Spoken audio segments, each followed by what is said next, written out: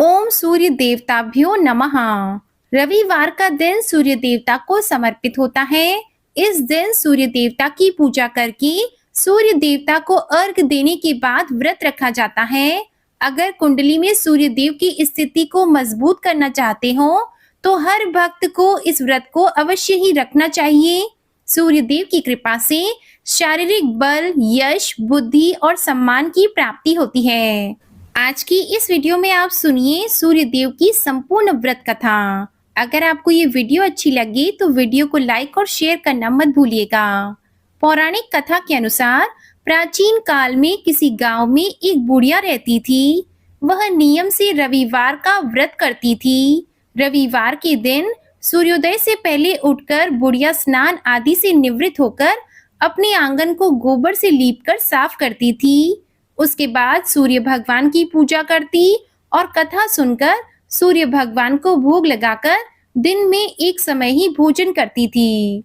इसी तरह रविवार का वह नियम पूर्वक व्रत करती और सूर्य भगवान की कृपा से बुढ़िया को किसी प्रकार की कोई चिंता, कोई दुख नहीं था। उसका घर धन धान्य से भरा हुआ था। उस बुढ़िया को सुखी देखकर उसकी पड़ोसन उससे बहुत जलती थी। बुढ़िया रोजाना अपनी पड़ोसन के आंगन में बंधी गाय का गोबर लेकर आती और उससे अपना घर लीपती थी। अब शनिवार के दिन रात को एक दिन पड़ोसन ने अपनी गाय को घर के भीतर बांध दिया ताकि बुढ़िया अगले दिन अपना घर ना लीप सके। उधर रविवार की सुबह जब बुढ़िया उठी और लीपने के लिए गोबर लाने के लिए अपनी पड़ोसन के घर गई तो देखा गाय तो आंगन में बंधी हुई नहीं थी। इस कारण रविवार के दिन बुढ़िया जो है गोबर ना मिलने के कारण अपना आंगन नहीं लीप पाई। आंगन नहीं लीप पाने के कारण उस बुढ़िया ने उस दिन सूर्य भगवान को भोग भी नहीं लगाया और उस दिन स्वयं भी भोजन नहीं किया। सूर्यास्त होने पर वह बुढ़िया भूखी प्यासी ही सो गई। रात हुई तो सूर्य भगवान ने उसे सपने में दर्शन दिए और व्रत न करने का तथा उन्हें भोग न लगाने का कारण पूछा। तब बुढ़िया ने बहुत ही करुण स्वर में अपनी पड़ोसन के द्वारा घर के अंदर गाय बांधने और गोबर ना मिल पाने की बात कह दी। तब स्वप्न में ही सूर्य भगवान ने अपनी अनन्य भक्त बुढ़िया की परेशानी का कारण जानकर उसके सब दुख दूर करते हुए कहा, हे माता, तुम हर रविवार को मेरी पूजा और व्रत करती हो। मैं तुमसे बहुत प्रसन्न हूँ और तुम्हें मैं ऐसी गाय प्रदान करूंगा जो तुम्हारे घर आंगन को धन धान्य से भर देगी और तुम्हारी सारी मनोकामनाएं पूर्ण हो जाएंगी। स्वप्न में उस बुढ़िया को ऐसा वरदान देकर सूर्य भगवान अंतर्ध्यान हो गए। प्रातः काल सूर्योदय से पहले उस बुढ़िया की आंख खुली तो वह अपने घर के आंगन में एक सुंदर गाय और बछड़ी को देखती है। गाय और बछड़ी को देखकर वह हैरान रह गई। अब जब घर में गौ माता और उनका प्यारा सा बछड़ा हो तो उनके चारे की चिंता तो होगी ही। अब बुढ़िया ने जल्दी से गाय को बांधा और उनके लिए चारा लाकर उन्हें खिला दिया। पड़ोसन ने उस बुढ़िया के आंगन में बंधी हुई सुंदर गाय और बछड़ी को देखा।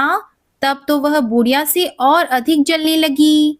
तभी क्या हुआ कि गाय ने सोने का गोबर कर दिया। अब गोबर को देखते ही पड़ोसन की आंखें हैरानी से फटी की फटी रह गई। उस समय क्योंकि बुढ़िया गाय के आसपास नहीं थी तो पड़ोसन ने उस बुढ़िया को आसपास ना देखकर तुरंत उस गोबर को उठाया और अपने घर ले आई और वहां पर अपनी गाय का गोबर रख दिया। सोने के गोबर से पड़ोसन कुछ दिनों में धनवान हो गई क्योंकि भोली भाली बुढ़िया को तो सब कुछ पता ही नहीं था। और उधर चालाक पड़ोसन हर दिन जैसे ही गाय गोबर करती और वह सोने का हो जाता अपने घर में लाकर रख देती और बदले में अपनी साधारण गाय का गोबर सोने के गोबर की जगह पर रखकर आ जाती। अब गाय जो थी वह हर दिन सूर्योदय से पहले सोने का गोबर करती। इस प्रकार बुढ़िया के उठने से पहले ही पड़ोसन उस गोबर को उठाकर ले जाती। काफी दिन तक यह सब चलता रहा और बुढ़िया को सोने के गोबर के बारे में पता ही नहीं चला। अब बुढ़िया पहले की तरह हर रविवार को नियम पूर्वक भगवान सूर्यदेव का व्रत करती रही और कथा सुनती रही। सूर्य भगवान को जब पड़ोसन की चालाकी का पता चला तब उन्होंने एक दिन बड़ी तेज की आंधी चला दी। तब तेज तेज हवाएं चलने लगी जोर जोर से पेड़ हिलने लगे। तब बुढ़िया ने अपनी गाय को घर के भीतर बांध दिया ताकि गाय को कोई नुकसान न पहुंचा सके। उधर नियम के अनुसार गाय ने सुबह गोबर किया, क्योंकि गाय तो घर के भीतर बंधी हुई थी। अब जब गाय ने गोबर किया तो वह तुरंत सोने के गोबर में परिवर्तित हो गया। अब जब बुढ़िया ने सोने का गोबर अपने घर के अंदर पड़ा देखा तो वह बड़ी हैरान हो गई और उसे खुशी भी हुई कि सूर्य देवता ने उसे बहुत बड़ा वरदान दे दिया है। इतने बड़े चमत्कार की उम्मीद बुढ़िया को कभी नहीं थी। बस क्या था, उसी दिन से वह बुढ़िया गाय को घर के भीतर ही बांधने लगी। उधर पड़ोसन सोने का गोबर नहीं ले जा पाई। अब सोने का गोबर जब वह नहीं ले जा पाई तो और अधिक वह पड़ोसन ईर्ष्या करने लगी। सोचने लगी कि इस बुढ़िया को मैं कैसे सबक सिखाऊं। यह बुढ़िया तो सचमुच बड़ी चालाक निकली। पहले तो घर के बाहर अपनी गाय बांधती थी, तब मुझे सोने का गोबर ले जाने में कोई परेशानी नहीं होती थी। अब तो यह घर के भीतर अपनी गाय को बांधती है और अब तो मुझे बहुत दिनों से सोने का गोबर भी नहीं मिला। उधर भोली भाली बुढ़िया जो थी वह रोज सोने का गोबर पाकर धनवान हो गई। अब जब बुढ़िया धनवान हो गई तो उसकी पड़ोसन जो थी वह बुरी तरह जल भुनकर राख होने लगी और बहुत ज्यादा ईर्ष्या करने लगी। इस बार उसने अपने पति को नगर के राजा के पास भेजा और बुढ़िया के पास सोने का गोबर देने वाली गाय है ऐसा अपनी पति से कहलवाया, ताकि राजा को पता चले तो राजा उसकी गाय को अपने कब्जे में कर ले। राजा ने जब यह बात सुनी तो उसने अपने कुछ सैनिकों को भेजकर बुढ़िया की गाय लाने का आदेश दिया। अब सैनिक जो थे वे बुढ़िया के घर पहुंचे।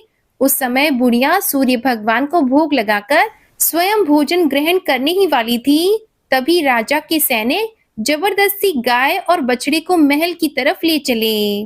बुढ़िया ने उनसे बहुत प्रार्थना की कि वह उसकी गाय को ना लेकर जाएं।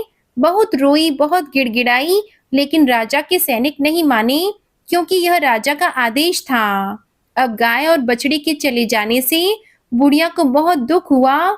मारे दुख के उस दिन बुढ़िया ने कुछ नहीं खाया और भूखी प्यासी ही सारी रात सूर्य भगवान से अपनी गाय और बछड़े को लौटाने के लिए प्रार्थना करती रही।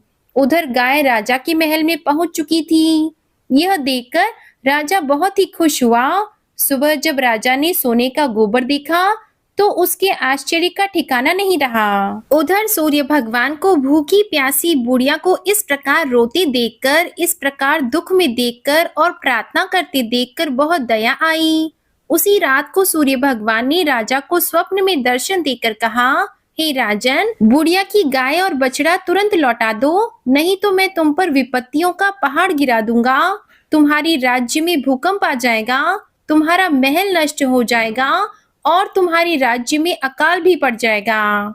सपने में सूर्य भगवान के ऐसे वचन सुनकर भयभीत राजा ने सुबह होते ही गाय और बछड़ा बुढ़िया को लौटा दिया और राजा ने अपनी तरफ से बहुत सारा धन भी बुढ़िया को उपहार स्वरूप दिया और अपनी गलती के लिए क्षमा भी मांगी। राजा ने पड़ोसन और उसके पति को उनकी इस दुष्टता के लिए दंड भी दिया। साथ ही राजा ने इसके बाद से अपने राज्य में घोषणा करवा दी कि सभी स्त्री पुरुष रविवार को व्रत किया करें और राजा की प्रजा ने भी ऐसा ही किया।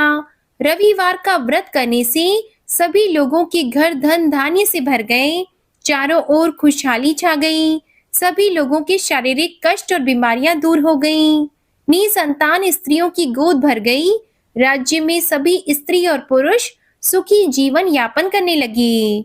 यह थी आज की व्रत कथा। आपको ये वीडियो पसंद आए, वीडियो अच्छी लगे तो इसे लाइक करके चैनल को जरूर सब्सक्राइब कीजिएगा। ओम सूर्याय नमः।